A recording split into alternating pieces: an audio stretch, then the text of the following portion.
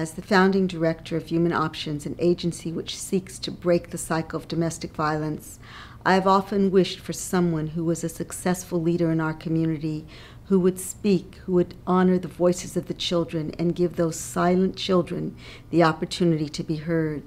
Today we are honored with a wonderful leader, Jack Shaw, who will speak for the children. We know that children who grow up in this environment are wounded both by seeing their mom hurt and by the deep emotional connections that it creates for them. So I want to thank you, first of all, for being brave enough and kind enough. And I'd like to understand a little bit about what made you decide to come forth at this point in your life. I really wanted to do this as a gift to my mother. I wanted to, at age now 76, while I could still function, wanted to be able to convey a message on her behalf of what she went through, what I went through, and what happened afterward. But mainly I thought about it since her 100th birthday. Wow. And I thought that, and that was quite a while ago, but I've been thinking about it now for the last 7 years since that 100th birthday, that I would like to acknowledge to her and provide a gift to her that I got it, that I understood what she went through, and that somehow I would help communicate that experience on a broader level. The other part of it, Vivian, is I needed to say it. I needed to get it out, and this will be the first time in my entire life that I've actually trusted somebody enough to open up and to convey the message. The main message really is I have thought about my mother getting beat up every day for the last 70 years. Wow. And not a day goes by that sense of watching her laying on the floor screaming while a drunk pounded her. That message, that vision, that vividness of that experience never went away, and it never will.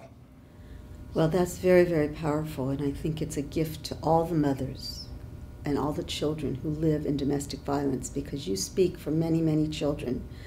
And I'd like to hear a little bit more, if you're willing and able to talk about what it was like for you growing up in a family where your dad, who was somebody that you cared about, obviously, was also the person that was hurting your mother. You know, my recollections are of hearing her screaming and hearing the filth come out of his mouth, was that I didn't do anything. And the guilt of not charging and doing something was compounded by the shame and embarrassment of not even going next door to summon help. And as it turned out, well, time after time, I didn't need to go next door because they could hear it, and they would call the police, and they would haul him away, and he'd come back again. And so the bottom line of all that was there was no place for her to go. There was no place for her to turn. This part where you blamed yourself, we hear that from young men a lot. I should have done something. Our culture says that the boy is supposed to have this ability to be the physical protector. And tell me a little bit more about that, because of course I know that that's not the child's responsibility, that the child should be protected by the father, and yet you carried something that a lot of boys carry. I'm guilty because I didn't save her, because I didn't jump on him. But I remember, literally hiding in a corner, not to keep him from coming after me, because that was never a threat. I never perceived myself to be threatened, but hiding in a corner because I couldn't deal with it. And that guilt lives today. I mean, there's no question, and it would be my hope that other young men, older men, would understand that guilt isn't really, at the end of the day, their guilt. Right. The other part of the violence was the verbal abuse. And in some ways, that was worse than the physical abuse, because that went on all the time. I don't remember any what I will call kind words or any experiences of family husband and wife relationship. I don't remember any of that. And I feel bad about that, because not only did she and I suffer from it, but later on I think my own children, my own relationship suffered, because I didn't have a particularly good reflection or framework to think about relationships.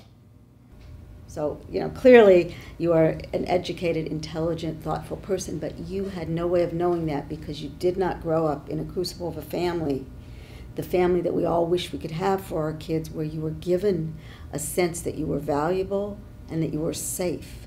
Even though your father didn't threaten you, your family was not safe. Yeah. Nobody knows that when they're really going through it. Right. You can't examine at age 10 or 12 and say, I'm not safe, or, here's what my life's going to be like if somehow I don't get hold of myself, because there was no safety net. There was no human options there to say, wait a minute, you're not stupid, and your mother's not inclined to be in this position the rest of her life. She has a chance too. And there was none of that.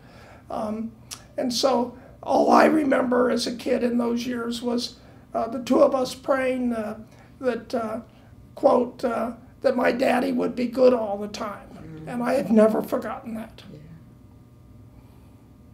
So the scars were there. The scars are there. Hopefully the life lessons would be that I tried to be a role model for my kids, and my kids have turned out well. I've got, somebody once said to me, it doesn't matter where you start, it matters where you end. Well, it does matter where you start, because that shapes in many ways where you end. But this last third of my life have been fantastic.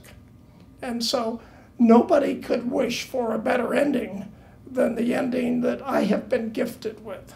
I just would like to see the net be a bigger net to anticipate some of these problems, that maybe a father watching this won't go home and beat up his wife, or won't put her down and lose her respect, through verbal abuse. I would hope that, and I would hope those who also have stories to tell would spread those stories, because I think by spreading the word, we really do expose the problem, and exposing it is part of solving it.